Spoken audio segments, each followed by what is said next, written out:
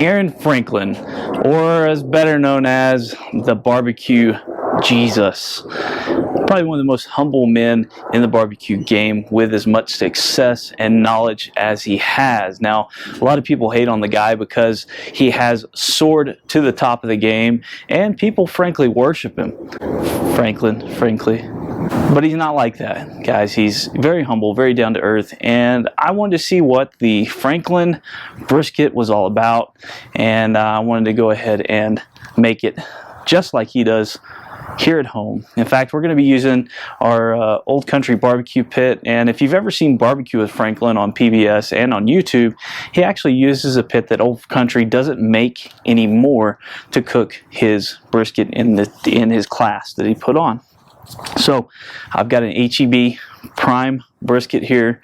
I've got salt and pepper. I've got post oak wood, and we're just going to make it happen today. Stay tuned.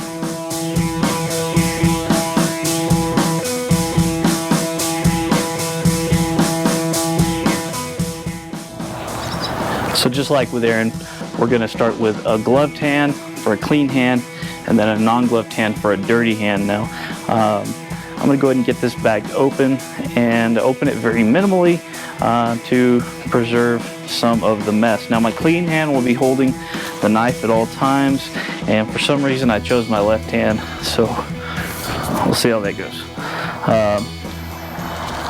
I like to open it up on the fat side because if you gouge the fat, it's not that big a deal. You're not really making an ugly spot on the lean side where it'll really show and have an effect on how your turnout looks. But get it out of the package and leave that juice in there. Now remember, we're looking at a few things when we do our trim up. Shape, saturation, silver skin. We want the shape to be one that the smoke can flow over it and not have any hard corners. We want there to be the right amount of fat on there and no fat on the flat lean side on the top. And then silver skin. We really want to get rid of a lot of the silver skin. You know, it's different in the barbecue competition world than it is in the backyard cooking world, even the catering or restaurant world. They don't go into as extreme measures to trim like you would in a competition, but we're going to go ahead and focus on those 3 S's for trimming brisket today.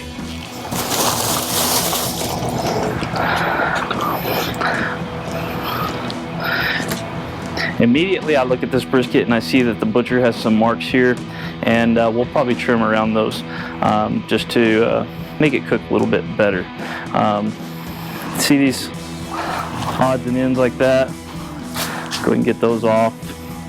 Now this is a really hard fat that's really not good for rendering down, not good for burgers, not good for sausage or anything like that. So I'm going to cut it off, but not so much to the point where it takes away from the shape of my brisket. I just want to take off enough that that hard outer fat is going to be gone. And then I start from the outside and I work my way in. Usually when they pack these things, they have some hot water to seal everything off, and there's some gray or discolored meat on the edges, and so I like to just clean up my edges every single time, whether I'm doing competition, backyard, or catering, and just get everything revealed to where I can see the actual thickness of that fat cap in different areas so that I can make my trim a little bit better. Alright, so I'm going to get this trimmed up. I'm going to take the fat off of this end. We don't want any fat right here because that's where our seasoning is going to be penetrating the meat the most. Get off some of this silver skin, get it into a nice aerodynamic shape, flip it over, shave down some of the fat, and go from there.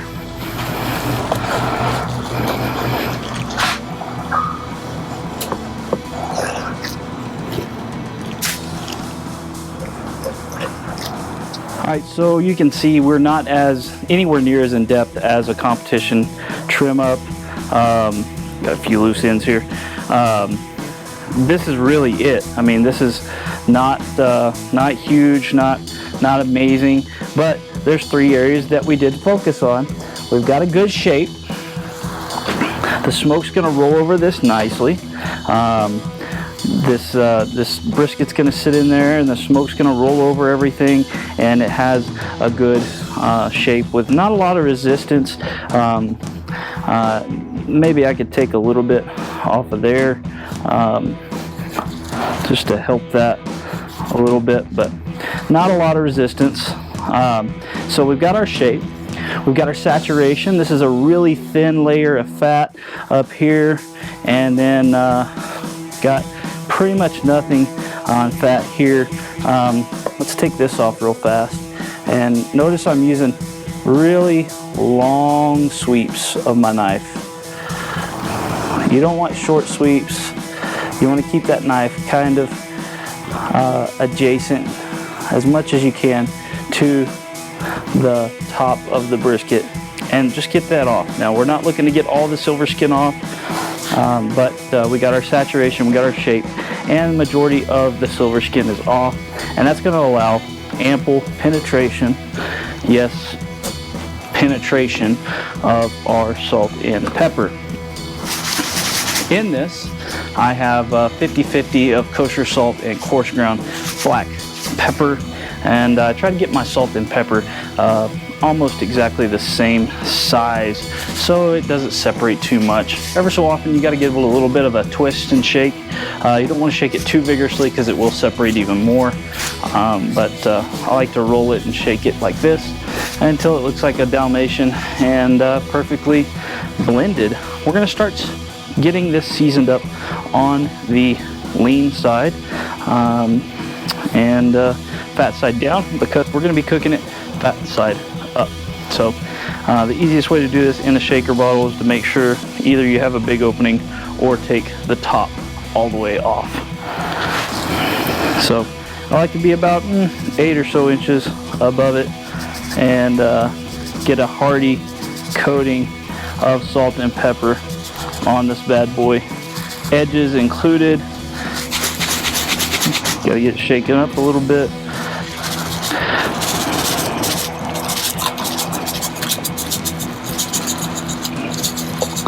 Now, we're not gonna coat this like a piece of jerky or anything, because that's what a brisket will end up tasting like if you're not careful. You just want a good hearty coverage. It is a big piece of meat, and it will take a little bit of abuse. All right, little mix, a little shake on the fat end, and then what we're gonna do is we're gonna let this sit. We're gonna let this sit for about an hour and start coming up to room temperature. Now, beef is something that's very unique in the sense that you can't do that with pork or poultry, but you can with beef and it still be safe. Now, it's not going to get up to room temperature in an hour, and if you're waiting to get a piece of beef up to room temperature, you're going to be waiting a long time. It's unrealistic and probably unsafe at that point. But if we're to leave this out for 1 hour, it'll be just fine. The exterior of the brisket will come up to temperature, and the remaining core will stay cool. Now, we're outside, and I've taken care of a majority of the flies out here, but I am going to get this covered up for that hour. And here in about 30 minutes, I'm going to come out here, start my fire, get some logs on it, so that by the time this hour is up, it's ready to put the brisket on. So, we will see you then.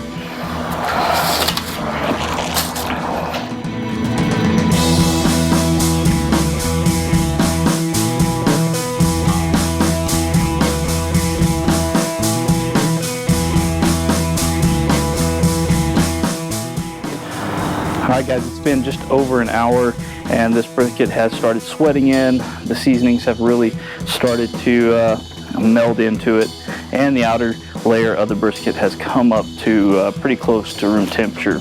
Again, that's just on the outer. The inside, you're not going to get it up to room temperature. Our pit is fired up. It's sitting right at 250, just a hair above it, between 250 and 275, and it is ready for us to throw our meat across the grill. I'm going to put this on the smoker, the point end, fat side up, point end, facing towards the fire, because the heat flow in this old country smoker It comes out, it hits a baffle, and it travels a little bit and then comes up. And I want to make sure that the fatty end of this brisket is what's going to take the punishment from that heat, not the lean end. So let's go ahead, get that flop on there.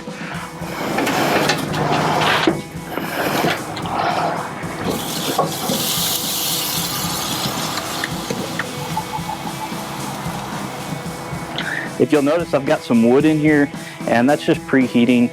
That's how I do it when I first start the fire, and then I'll move these over to on top of the firebox so that they combust really nicely as they get put on the hot coals.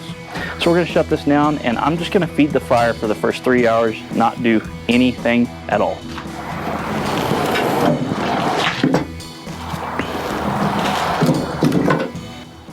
It's been about 3 hours, guys. This pit's been running between 250 and 275 degrees.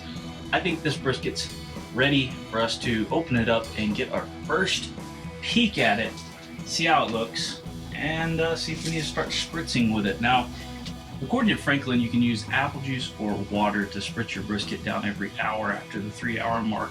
Personally, I'm more of a water and Worcestershire sauce guy. I don't think sweetness has anything to do or should have anything to do with brisket. So we're gonna go ahead and get it opened up. We're gonna take a look at it and see if it's ready to get spritzed down.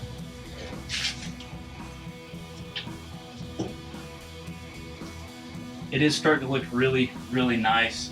It does have a good bark starting to form on it. You can see the proteins pulling up to the surface of the meat.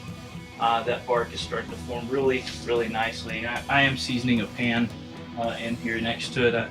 What's better to season a pan in than smoke and brisket? So I think I am going to take a look at this and just do a light spritz on it. If I have any pooling, like in this low area here, if it starts to pool, I'll dump it out, but I'm gonna hit this front side with some spritz just to make sure that it doesn't get too dried out. But it is looking really, really nice. So we're gonna shut that down, keep the fire stoked up, be back here in an hour, do it again. Another couple hours in, and all we're gonna do until this bark is set exactly how we want it, and in the ballpark of 165 degrees, is keep checking it every 45 minutes to an hour, spritzing it when it needs it, only if it needs it. We're not gonna spritz it every hour if it doesn't need it. We'll check and make sure that that rub is setting good, that the bark is building nicely. As long as there's no pooling going on, if there is some, we'll tilt the brisket, we'll dump that pooling off and spray the ends. The ends are really gonna be the things that dry up on this. So we're gonna continue doing that same thing until it's time to wrap. It's time to wrap when our bark is completely set. It's the color that we like it, and usually that just happens to be when it's about 165 to 170 degrees internal temperature. Now, if we decide not to wrap this, that's actually something that Franklin does as well. He actually aims to not wrap his briskets until it's time to rest his briskets in. A controlled rest is different than leaving a steak out for 10 minutes after you cook it, and we'll discuss that a little bit after we have it wrapped up as well. So we're going to keep doing that, keep checking on the bark until we're done. Approximately 6 hours in, and we are ready to wrap this thing. I was going to try to hold off and let it float out, but it's in a good stall.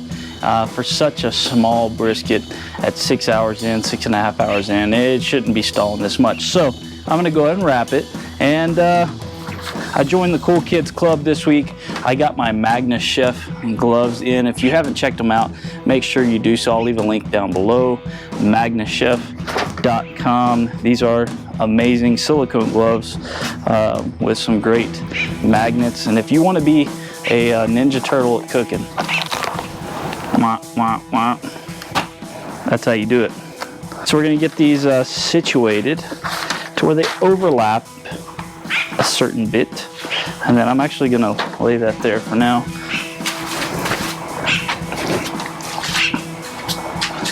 So we've got our paper overlapped just a little bit, and it's not, 6 foot long like you've seen some people do, and there's just no reason for that, because you really just need to wrap this brisket a few times. It just needs a couple of layers and you're good to go. I'm gonna get this nice and moist. I can keep the wind from blowing it away.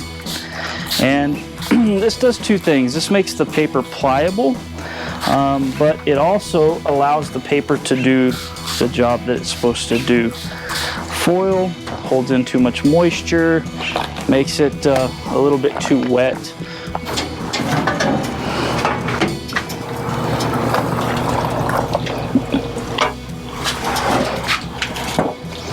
It's got a little jiggle to it. It's got a nice little bark to it.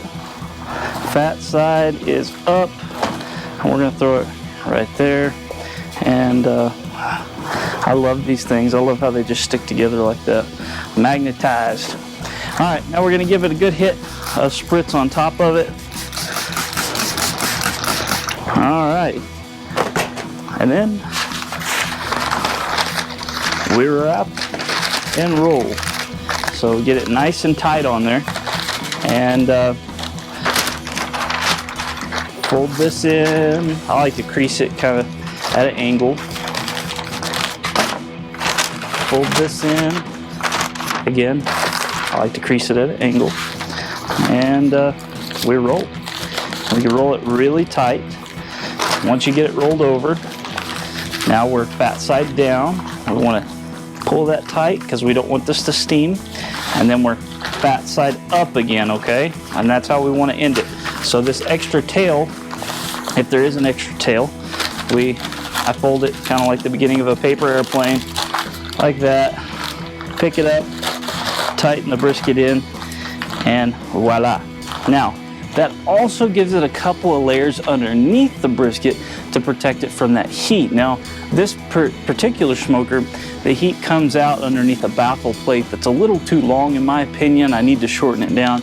And that heat usually comes up and hits it right here. And so this needs a little bit of protection, has a great bark to it, and the fat side is up because as that heat hits here, it dissipates over and around it, and then it travels over the brisket and out the exhaust. So I like to have that extra layer of protection. Back on there, fat side up, until it is probe tender. I don't care what temperature it is when it's done. If it is 185 degrees and probe tender all the way across this brisket, then it's done. If it's 207 degrees and probe tender all the way across this brisket, then it's done. If I can feel it and it's jiggly and it feels very tender, then it's done. Temperatures are just a loose guideline to use when it comes to finishing briskets. Always go by feel.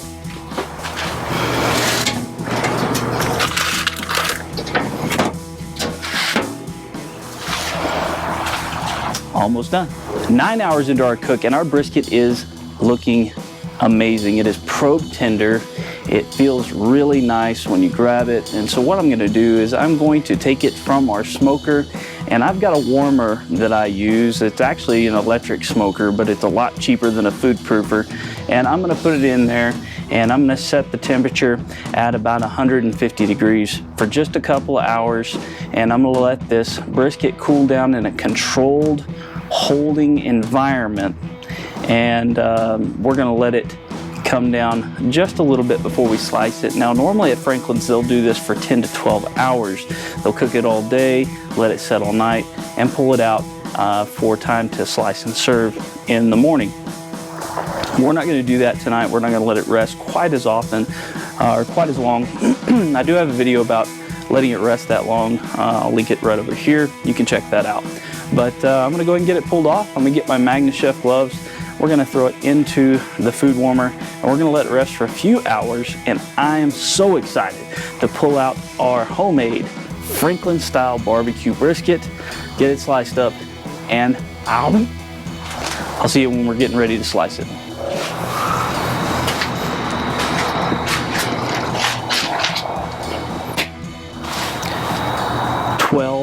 Hours from start to finish. We've got our brisket out of the warmer slash proofer, whatever you want to call it, and I did use my Magnechef gloves to pull it out. And I believe what we have here, from everything I've read, the interviews I've watched, the books the master class is everything that I've seen what we have here. Aaron Franklin barbecue brisket. So there's no tallow involved either. Guess I busted that secret. Let's get it opened up and see how it looks. I'll tell you right now, there's a lot of rendered fat all over this paper, and seems pretty pointless to add anymore.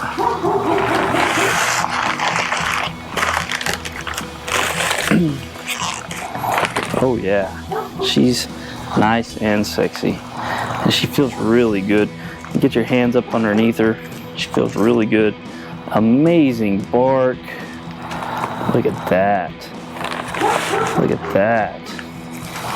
No tallow added. OMG. Look at that jiggle. Let's get this out of the way. Look at that jiggle. Jiggle, jiggle, jiggle, jiggle. Nice point. Man, that is a great looking brisket. It smells absolutely phenomenal as well. And you know what? Let's slice into it.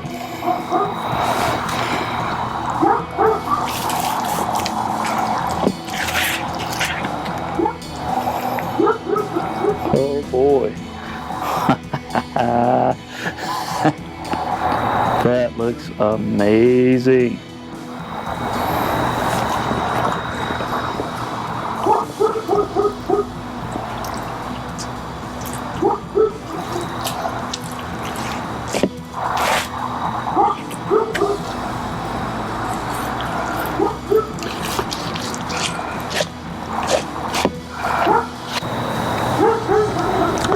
Take this piece for example. We've got some rendered fat on our gloves, and that's the whole point of having tallow, is so there's lots of extra. You can put it on the board, get it on your gloves, and then you go, hey, look at how shiny and moist this piece of brisket is. And there's nothing really wrong with that. It's just it's not the secret to anything. But man, that is amazing, good, very tender brisket. I mean, I just picked it up, pulled it apart. Delicious, amazing brisket on the old country smoker, just like Mr. Aaron Franklin does on his Barbecue with Franklin PBS special. Absolutely delicious, guys. Love it. If you haven't already, go ahead and hit that subscribe button. Ring that bell so you don't miss a thing. We cook a different kind of brisket every month. We cook a different burger every month. Different kinds of regional barbecue every month. And just something a little extra. I love you guys. Drink more water.